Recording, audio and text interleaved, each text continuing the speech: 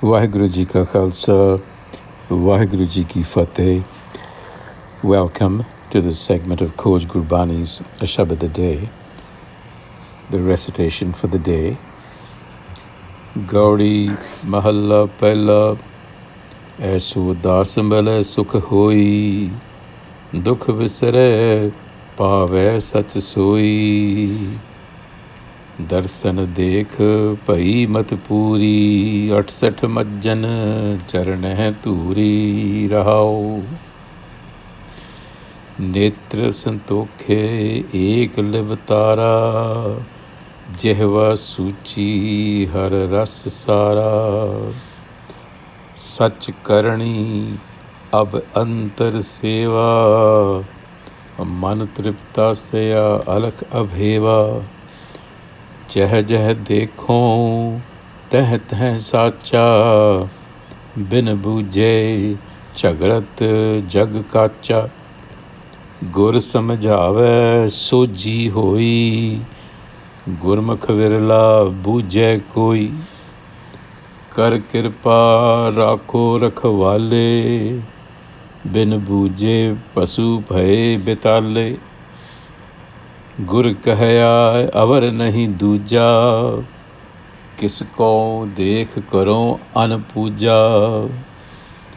संत हेत प्रभ त्रिभुवन तारे आत्म चीनै सो तत् विचारे। साच हृदय सच प्रेम निवास प्रणवत नानक हम ताके दास। साच हृदय सच प्रेम निवास प्रणवत नानक हम ताके दास. So the conversation continues from the previous passages as to the right method of achieving union with the self, which is the ultimate goal in Sikhi, is to become integrated, an integrated personality. It is, to put it in another way, it is to evolve to the next dimension. Aiso Das Milai Sukh Hoi, Dukh Visare Pave Sach Soi. Aiso Das, if one could meet such a slave. A slave, whose slave? A slave of the master, obviously. If one could meet such a slave, meeting whom the true self is found, sorrow vanishes and well-being is experienced. So who is this slave that the Guru wishes to meet?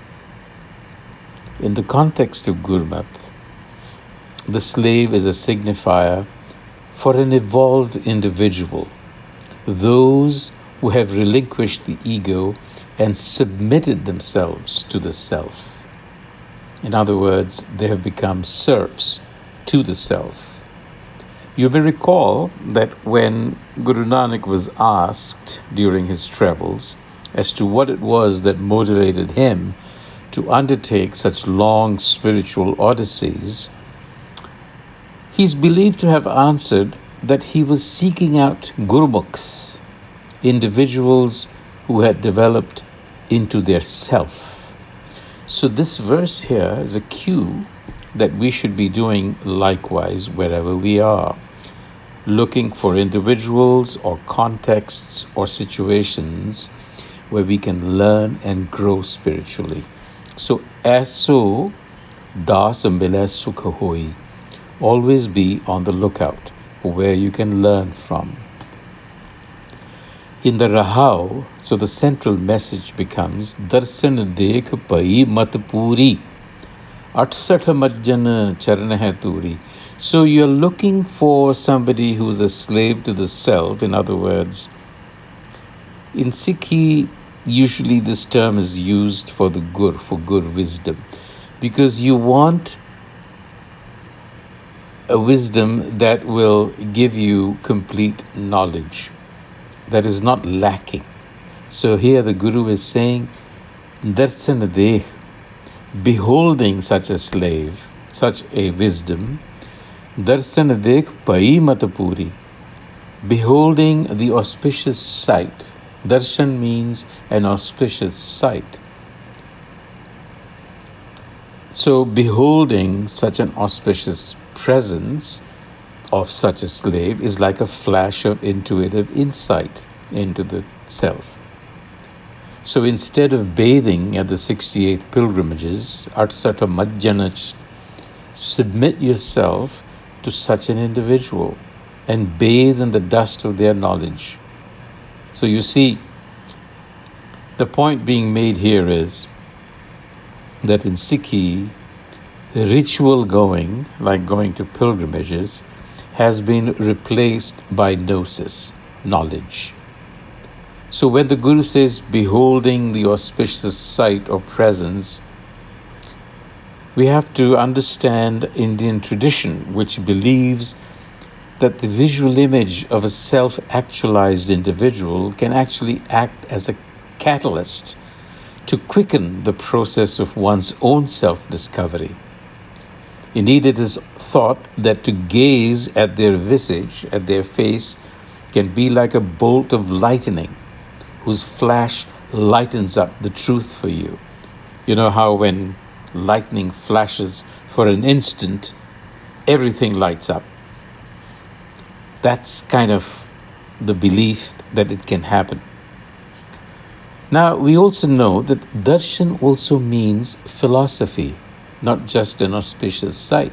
It also means philosophy or teaching. So the wisdom of Gurmat can also serve as a catalyst that gives us intuitive insight into the self. So for Sikhs today, for instance, that insight comes in the form of sangat, when like-minded seekers come together in the presence of the Guru Granth Sahib, and then the Guru is mystically present there, you see. So we have to look for all kinds of situations, experiences, where this insight can be gained. It could be embodied in a text, it could be embodied in a person. So, and we have to use our heads. Now the Guru establishes again by pointing out that external ritual is really not the way of Gurmat. And he is in fact slowly, gradually countering the existing traditions and methods and rituals, one of which was to actually seek darshan, gazing at an individual, right? Thinking that just gazing will serve as the catalyst.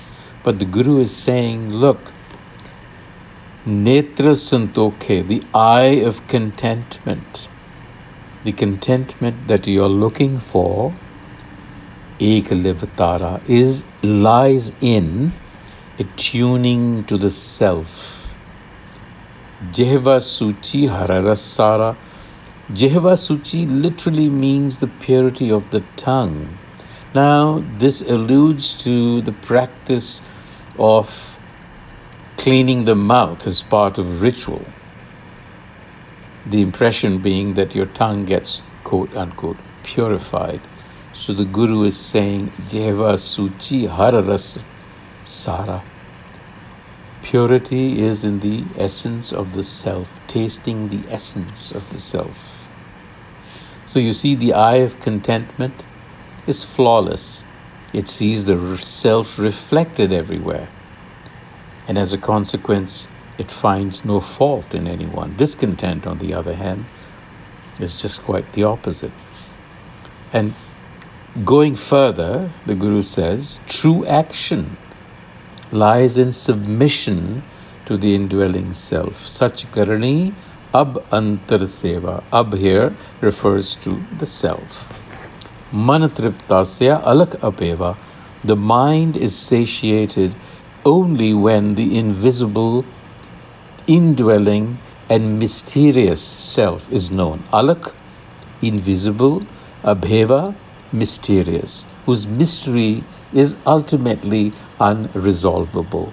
But we humans seek to get a discernment about it. Now the Guru speaks for himself. He says, Jeh jeh dekho teh teh sacha. Wherever I look, I only see the self. Bin bujhe chagarat jagakacha. But without this discernment, the immature are at odds with one another. He's talking about a religious conflict.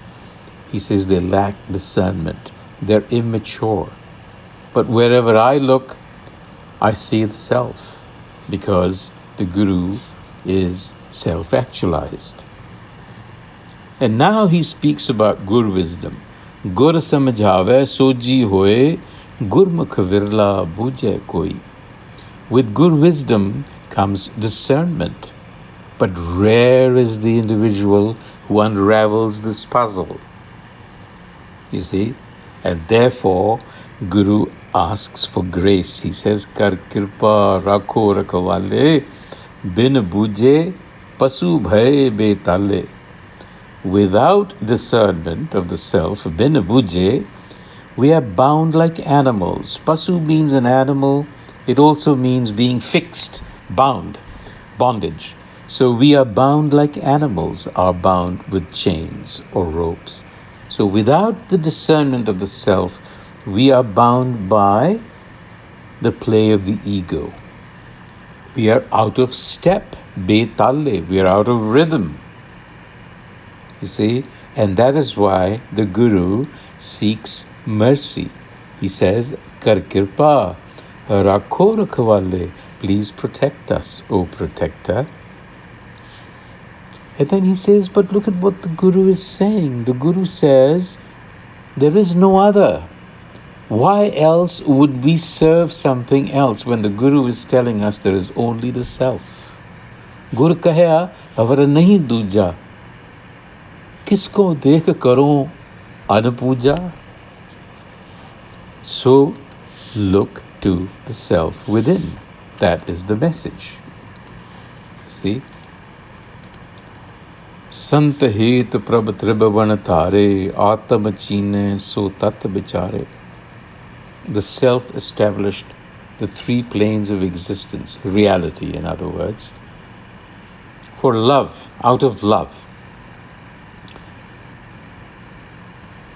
That is what Gurbat teaches us. This creation is an act of love.